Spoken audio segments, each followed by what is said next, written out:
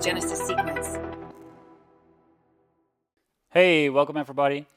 Thank you for attending my talk, especially because it's the last slot of the day. I didn't expect this many people for this boring subject, so thank you for that. My name is Bouke Nijhuis. I'm the CTO at a company called Sync from the Netherlands, and I'm going to talk about endpoint versioning made simple. So I'm going to start with what is endpoint versioning. I assume most of you know, but just to be sure, let's discuss it quickly. It means that endpoints can have multiple versions, and that means you have to specify a version whenever you call an endpoint. Now, there are multiple ways of doing that. I'm going to show you a few examples. You can put the version in the middle, the v1 in here, between API and resource, but you can also put it at the end as a query parameter, or you can put it in a request header. There are more ways of doing this, but those are the ones I think are most common. So why do we need endpoint versioning? It gives flexibility in the contract between the front end and the back end, or consumers and producers. The best way to explain what happens, why we need this, is to explain what happens if you don't have it. So without endpoint versioning, releasing becomes dangerous. If you do not use endpoint versioning, and you have a front end and a back end, and there is a breaking change between those two components, in the contract between those two components, you have to bring them live at exactly the same time. And that's pretty difficult. 10 to 15 years ago, I was in a team that didn't do endpoint versioning, and it was painful. It hurt. Every time when we had breaking changes, we had to bring them both live, and there was always a little bit of downtime, and it became even worse when one of the two deployments failed. We had to roll back the other one, and we had downtime for minutes or even hours. So that's why we do endpoint versioning. It enables space differences. What does that mean? That means we can prepare our backend. We can add new versions to the backend. We bring this new backend live. It contains two versions, the old version and the new version. Then you have a front end who still talks to the old version of the endpoint. At a later point in time, you release the new front end, and it will talk to the new version of the endpoint at the backend. So this removes the problem that you have to bring them live at the same time. And this saves a lot of steps, and it also saves a lot of risks. So why am I talking about this subject? So I had a new project, I'm working on a new project, and of course I was using versioned endpoints, because I know what happens if you don't use versioned endpoints. It hurts. So we kept adding resources and we kept adding versions, up till a point that it became difficult for consumers to keep track of all the versions. Now let me try to illustrate this if you have never felt this pain before. I have a simple example here. On the left we see customers, there's a v1 endpoint, there's products in the middle, also a v1 endpoint, and then at the end we have orders, and to create an order you need a customer and a product, and you see between the parentheses, you see C1 and P1, so you need a customer of version 1 and you need a product of version 1 to create an order of version 1. So if you add a few versions, it looks like this. I've added the new versions in pink, and on the right, underneath orders, you see you already need a v2 orders, which takes a version 2 customer and version 1 product. And then v3 already needs two kinds of inputs, and this becomes worse and worse the more versions you add. And it becomes even worse if you add another resource. So things become complex pretty quick. So this is so many times I was having this problem, and I was thinking, how can I simplify this? How can I make sure that it becomes easier for the consumers? And after some thinking, I came up with the idea of global versioning. So the idea that I'm going to talk about today is a global versioning mechanism. So I'm used to the fact that there is a version number for every resource and every method. So let's give you an example. If you want to get a car, you use version 5. If you want to put a car, you use version 8. But if you want to post a car, you use version 11. And what I'm proposing is we're going to use one version number for the entire API. So every time when you change something in the contract, somewhere in your API, you're going to increment this version number by 1. And probably this sounds like a really strange idea, so I'm going to try to make it more clear with an analogy called PC building. So when I was 20, which is a pretty long time ago, I was into PC building, so I built my own PCs. So how does it work? You select the components, and then you use those components to build an entire PC. There are all kinds of constraints between those components. So if I've selected a motherboard, a specific motherboard, that would constrain my choice for CPUs, but also constrain my choice for possible memory. And something similar is going on when you're using endpoints and versionings, because I've shown you the example with the orders and the products and the customers. If you use an order of this version, you need a product of this version, and you need a customer of that version. So now fast forward 23 years, I'm getting a little bit old. I don't build my own PCs anymore. I don't have time for it anymore. I have a family, I have a busy job, I try to speak at conferences. So now I want a working PC, right? So I buy a MacBook or I buy a pre-built PC. And I'm trying to do the same for endpoint versioning. Now, if it's still not clear, don't worry, it will become more clear while we're progressing to the presentation, through the presentation. So I have a few requirements. So I have this idea of global versioning, and I have a few requirements that this mechanism should, what's the proper word, acquire to adhere to. During this presentation, I will do a few live coding sessions, and every time when I finish a live coding session, we have a working product, and then I will hold them against those requirements. So the first requirement, sorry, mandatory picture, right? Like this. Okay, very good. My first requirement is the fact that consumers can use one version number for all endpoints. This is the entire idea behind this talk, so this should be possible. Notice that I used can and with an underscore because you don't have to. You can still call a very specific endpoint and a method with a specific version, for instance, if there's a bug or you have a really good reason. But I do not advise to do this because that undermines the entire idea of this talk. Secondly, the overhead of this mechanism should be small. When we're introducing this mechanism, of course it will take some extra lines of code because it's something new, you add some functionality. But this should be as small as possible. So a little bit is okay, but it shouldn't have a lot of overhead. And thirdly, when adding a new resource version of method, it should have small impact on the rest of the code base, besides the new functionality. Let me explain that.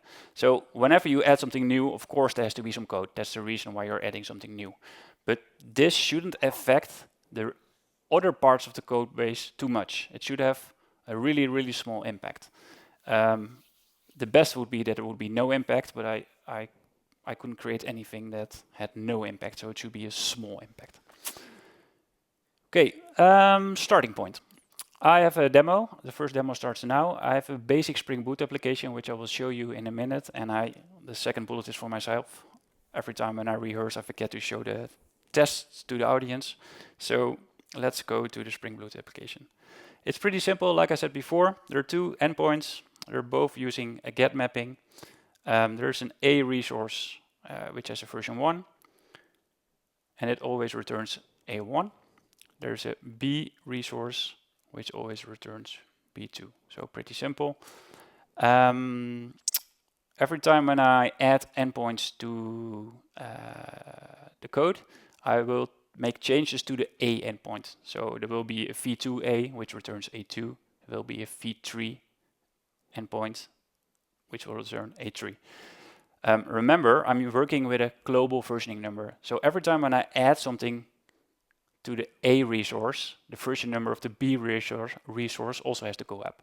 So you will see that there will also be a v2 and a v3 endpoint for the B resource, but they will always return B1. Now let me run the tests. There are a few tests, and A1 succeeds, B1 succeeds, and that's logical because they're here. A2 fails because there is no A2 at the moment, and B2 fails as well. So first we're going to do this in vanilla Spring Boot. So I'm just going to add a v2 endpoint.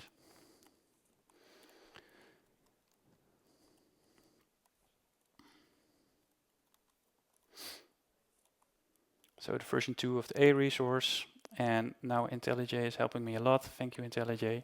I don't know about you people, but I really love the one-line completion in IntelliJ. If you do something simple, more than 50% of the time it just comes up with a proper response. So I created a v2 endpoint for the A resource, and I'm going to run the test. And what we expect is 3 green tests and 1 breaking test. And that's because, of course, I didn't implement the v2 for B. But this is our starting point. We're going to start with this, and now I'm going to hold this against the requirements. So if we go back to the presentation, 1. Consumers can use one version number for all endpoints. This is currently not true. If you're asking for the v2 endpoint of the B resource, it doesn't work. You saw that the test failed. So that means a red dot. The overhead of the mechanism should be small. There was no overhead. I didn't introduce any mechanism yet, therefore it's green. Adding a new resource version method should have small impact on the rest of the code base. You just saw me adding a B2 method. That's logical because we need to implement the endpoint, but it didn't touch the other parts of the code base. Therefore, there was no impact and therefore a green sphere. So this is really nice, 1 red and 2 green, but the most important one, of course, is the first one. I want to be able to use one version number for all endpoints. So we have to do better than this. Let's see if we can do better. So let's go to the first possible solution I could think of, and it's a simple solution, a poor man's solution. What I'm going to do, I'm going to introduce path variables and switches. So let's make a little bit of space over here. So what I'm going to do is I'm going to add a new method here, public string a, and then path variable called version. I have to introduce the version over here. And this is an integer. Then I also told you I'm going to use switches. So what we're going to do, we're going to say switch on version. Very good. Case 1 should return almost correct IntelliJ A1. And then we should have A2. Now there's still a red squirrely thingy over here because I don't cover all cases. You can solve this by using a default over here. And if you do this, this will work. But this is the old way of doing switches, so let's be fancy and do it in a new way. It saves you a return statement. So whenever you're asking for v1 of A, you get A1, and whenever you're asking for something else, so say v2, v3, you're getting A2. This is not totally correct, but there will be better solutions in the future, so don't worry. We also don't need this thingy anymore, and we have to do something similar for the B endpoint. So let me make some space over here. So we say public, yeah, very good, IntelliJ.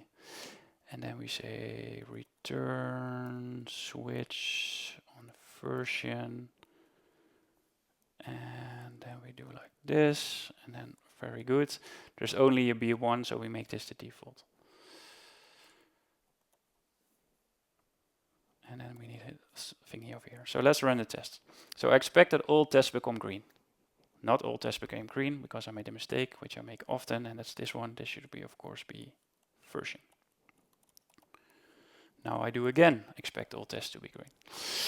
Okay, 4 green tests. What does it mean? We can call version 1 of A returns A1. We can call version 2 of A returns A2. We can call version 1 and 2 of B, and both return B1. So let's hold this against the requirements. A consumer can use one version number for all endpoints. This is true. You saw me using v2 for A and B, and both work. Actually, with the current solution, it would also work for 3, 4, 5, and all numbers higher. The overhead of the mechanism should be small.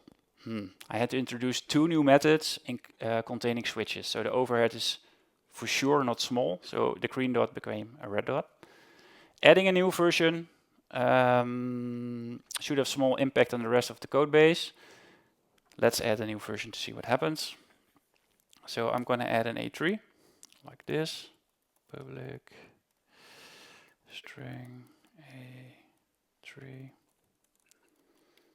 and it should of course return a tree. So what should I do? This is the, if you introduce something new, of course you have to make this new method, but now comes the extra work.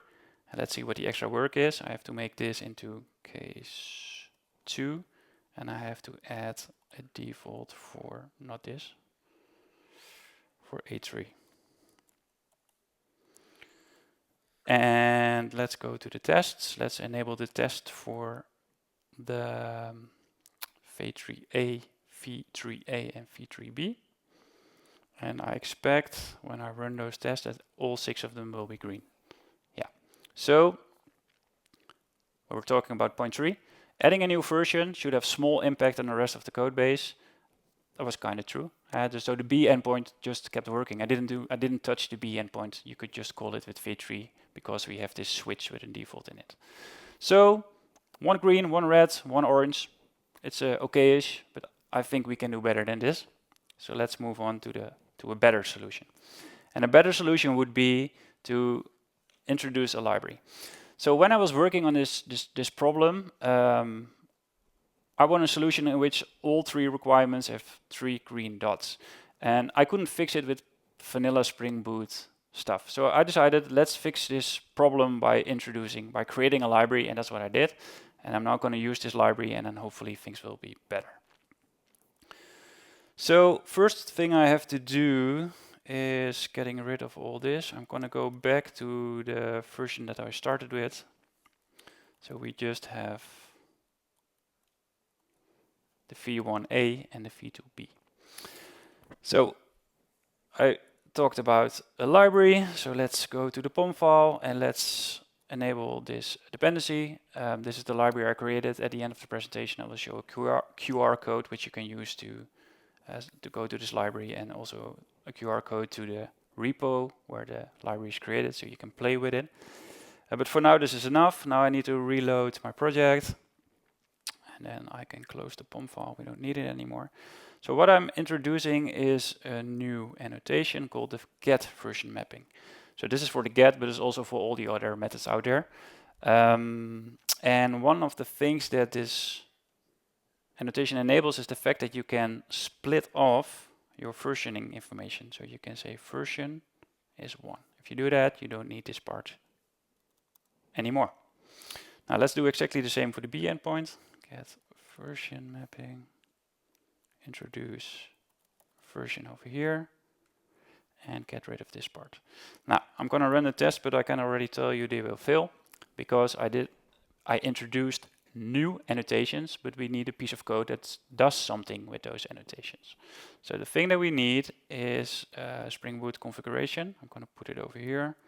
I'm going to call it web MVC config.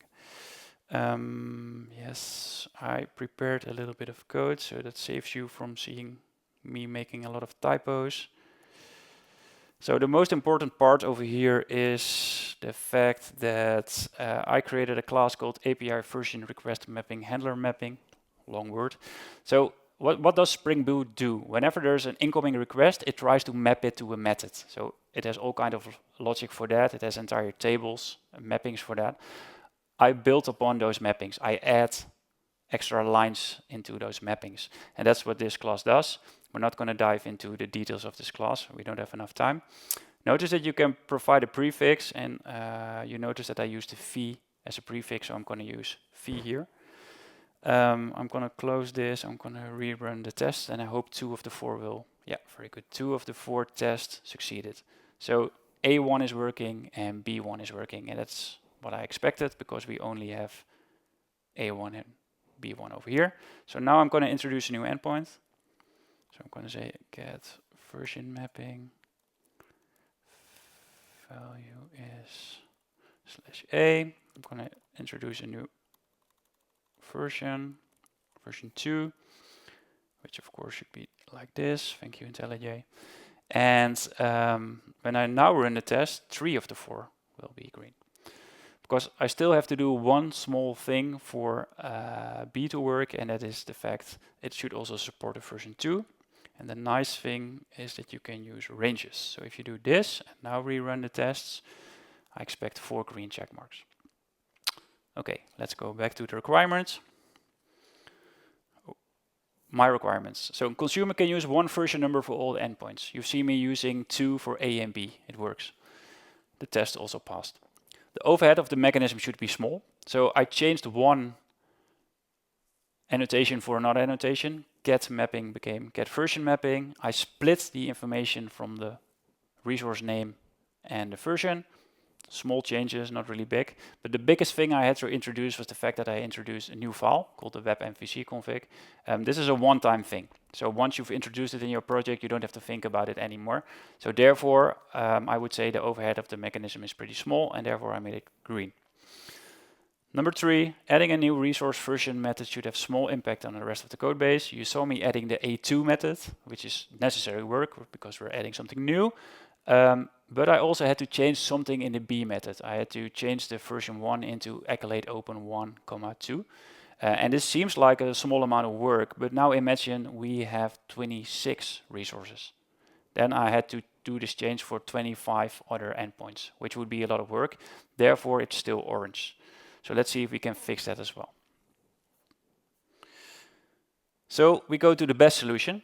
And the best solution is what we already had, plus a constant. So we're going to introduce a constant. So what I'm going to do, I'm going to add a constant over here, this one. Now be this one. Annoying, sorry. Private final int. Private static final int, right? Static final int latest version. And this is currently at 1. Which is incorrect because the latest version is 2. And what we're going to do, we're going to make this latest version. Let's rerun the tests. I expect all 4 of them to succeed. It works. But now we're going to add a new version, and let's see how much work that is. So what I'm going to do, I'm going to introduce an A3. So get version mapping value is A, and then I say version is latest version. The latest version is still 2, but we want it, of course, to be 3. And let's do the necessary work. Thank you, IntelliJ. So I've added an A3 method, and I updated the latest version variable. Now let's go to the tests. Let's go to the test. I closed the test apparently. Let me clean up a little bit. Controller test over there. Let me enable all tests.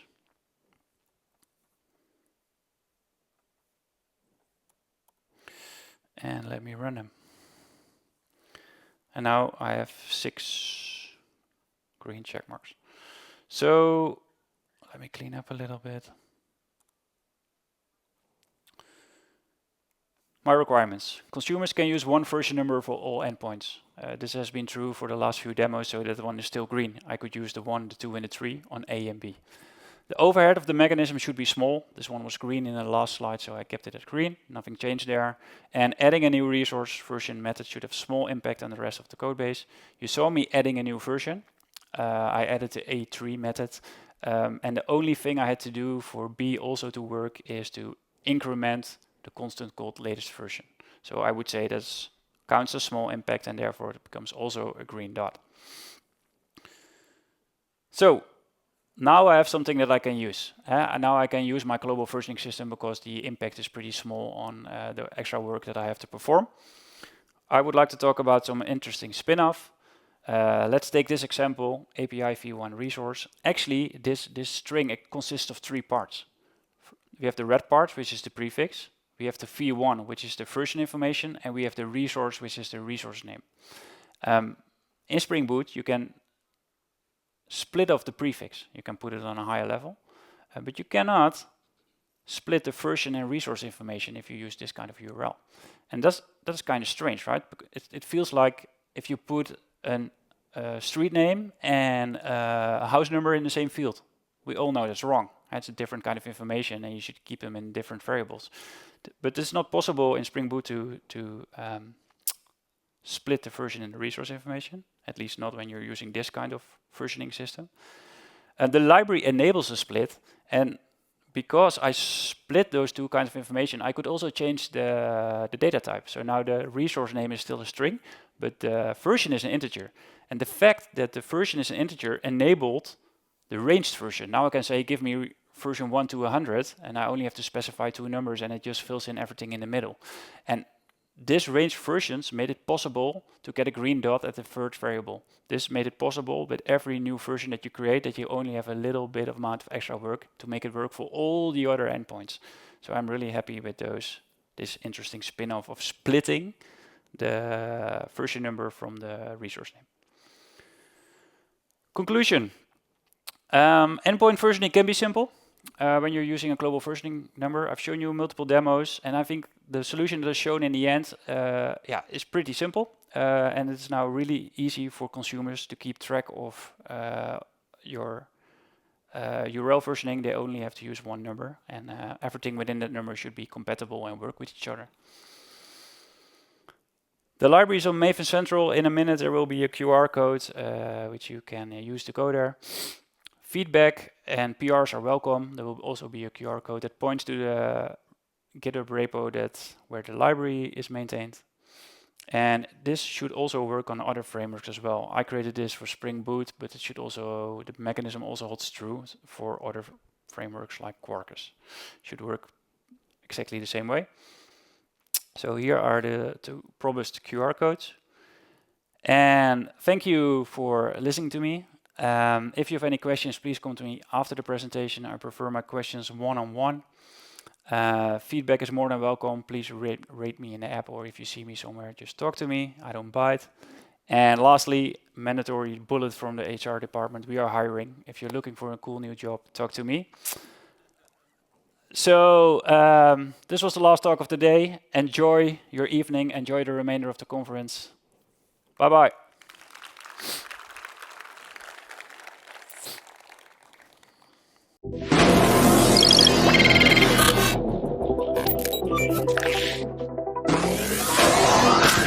All systems are nominal. Initialize Genesis sequence.